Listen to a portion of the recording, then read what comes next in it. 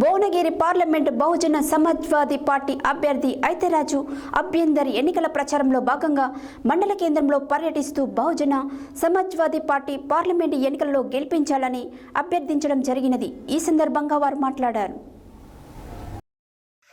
Parliament ఎన్నికల సందర్భంగా Badangpet mayor పారిజాత నరసింహారెడ్డి నేతృత్వంలో రంగారెడ్డి జిల్లా మహేశ్వరం నియోజకవర్గం బడంగ్పేట్ చౌరస్తాలో జరిగిన కార్నర్ మీటింగ్లో ఆయన ఈ మాటలను వ్యాఖ్యానించారు.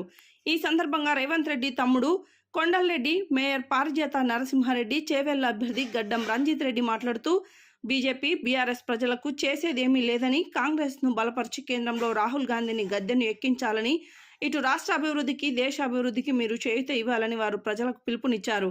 మే 13న మన గుర్తు హస్తం గుర్తుని, దాని మీద ఓటు వేసి కాంగ్రెస్ ప్రభుత్వానికి మద్దతు తెలపాలని వారు ప్రజలను కోరారు.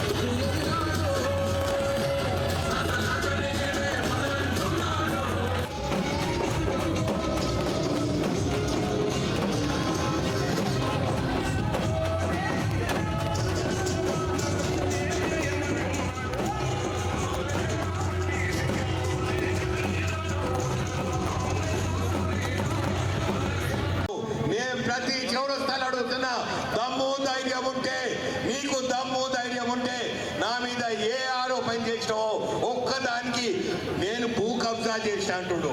ఒక్క ఇంచు భూ కబ్జా చేస్తే నాకున్న యావత్ ఆస్తులు ప్రభుత్వానికి రాసిస్తా అని మన ముఖ్యమంత్రి గారి సమక్షంలో చెప్పినాడు. ఇన్నిసార్లు ఇన్ని డివిజన్లు ఇన్ని చౌరస్తాలు అడుగుతున్నా. మొన్న ఒక టీవీ ఇంటర్వ్యూలో చెప్తాడు పెద్ద మనిషి రేవంత్ రెడ్డి గారి సమక్షంలో చెప్పిన రంజిత్ రెడ్డికి ఈ విషయం చెప్తున్నా అని చెప్తాడు. విశ్వేశ్వరరెడ్డి ఏమంటాడు తెలుసా?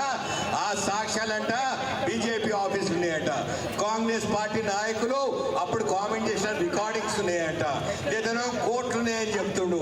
మిస్టర్ విశ్వేశ్వరరెడ్డి, కోర్టులో ఉంటే కోర్టులో మాట్లాడు, దమ్ముంటే ప్రజల మధ్యలో మాట్లాడినప్పుడు ప్రజా దర్బారుకు రా, ప్రజల మధ్యలో నిలదీస్తా. నేను ఏదైనా ఒక ఆరోపణ రుజువు ఉంటే తీసుకొచ్చి ప్రజల ముందు నిలబడు, లేదా ప్రజల క్షేత్రంలో చెత్త మాటలు మాట్లాడుతుందని చెప్తున్నారు విశ్వేశ్వరరెడ్డిని.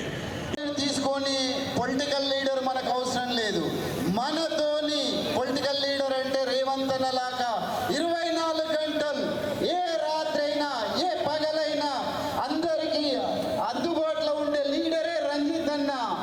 ఆ రంజిత్ అన్నను రేవంత్ అన్న ఆయన క్యాండిడేట్గా అనౌన్స్ చేసి మీ మీద నమ్మకంతో ఇక్కడికి పంపించాడు.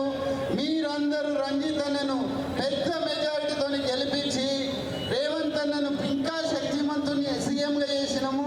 సీఎంగా చేసి శక్తిమంతుడిగా తయారు చేశాము. ఇప్పుడు రంజిత్ అన్న ఎంపీగా గెలిపించి ఆయనని